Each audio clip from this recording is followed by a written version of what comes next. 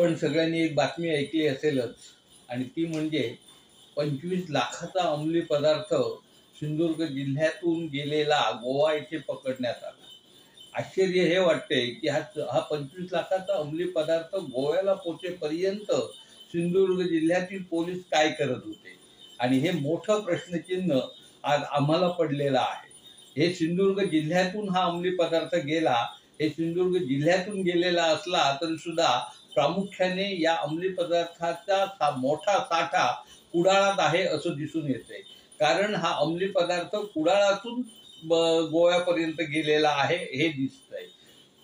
कुडाळामध्ये अंमली पदार्थ मोठ्या प्रमाणामध्ये आहे आणि आमची लोक या अंमली पदार्थाच्या अधीन झालेली आहेत. हे गेली कित्येक वर्ष आम्ही जो सांगतो आहोत. अँटी ड्रग नावाचा ग्रुप आम्ही स्थापन केलाय, सजग नागरिक नावाचा ग्रुप आम्ही स्थापन केला आणि आमचे कार्यकर्ते रात्र अपरात्र सुद्धा ह्या माहिती गोळा करत असतात.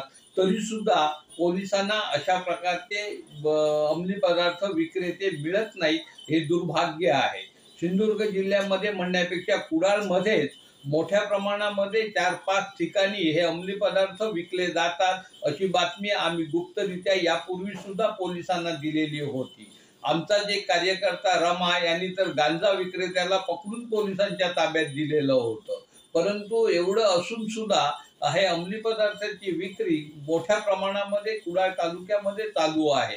कुडाळ तालुक्यातील कित्येक तरुण रोज संध्याकाळी MIDC भागामध्ये सुद्धा अंमली पदार्थाच्या अधीन होऊन अंमली पदार्थाचा उपभोग घेत असतात असं दिसून येतं. एवढंच कशाला, रेल्वे स्टेशन आणि त्या भागामध्ये सुद्धा अंमली पदार्थ मोठ्या प्रमाणात विकले जातात. आता आम्ही हे व्हिडिओतनं जाहीर केल्यानंतर या ठिकाणामधील लोक अंमली पदार्थ विकायचे बंद होतील, परंतु अंमली पदार्थ विक्रेते पोलिसांना मिळतच नाहीये.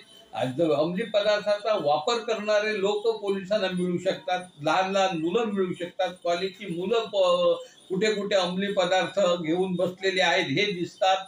परंतु अंमली पदार्थ येतात कुठून, हा साठा कुठे आहे, याचं हे पोलिसांनी शोधून काढणं गरजेचं आहे. हे जर शोधून काढलं नाही तर सर्वसामान्य नागरिकाला सुद्धा रस्त्यावर उतरावं लागेल असं दुर्दैवानं म्हणावं लागतंय. आजची आलेली बातमी हे पोलीस खात्याच्या डोळ्यात अंजन घालणारी बातमी आहे. सिंधुदुर्ग जिल्ह्यातील पोलिसांना अंमली पदार्थ विक्रेते मिळू नयेत हे दुर्भाग्य आहे असे आम्हाला सांगावंसं वाटतंय. जय हिंद, जय महाराष्ट्र.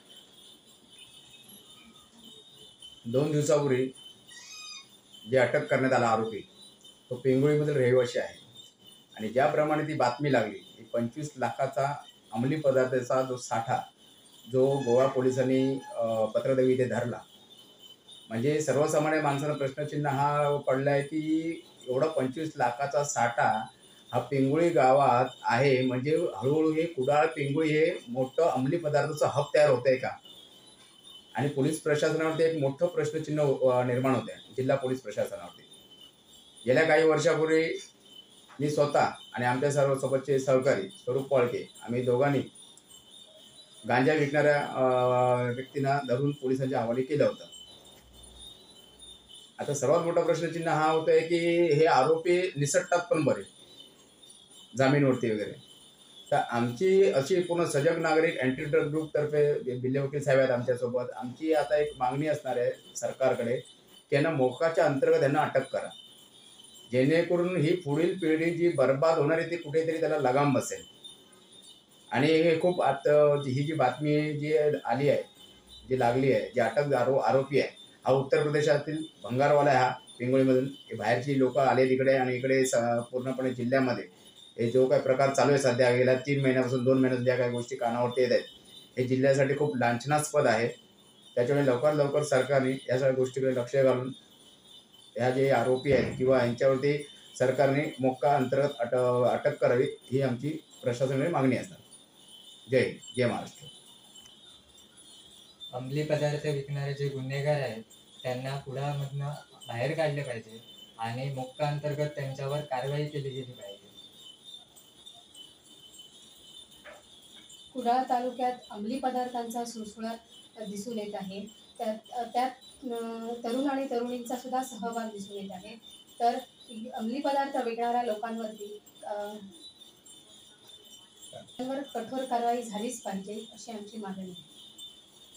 असे आमचे दररोजचे नवनवीन व्हिडिओ पाहण्यासाठी आमचा लोकसंवाद लाईव्ह यूट्यूब चॅनल लाईक आणि सबस्क्राईब करा.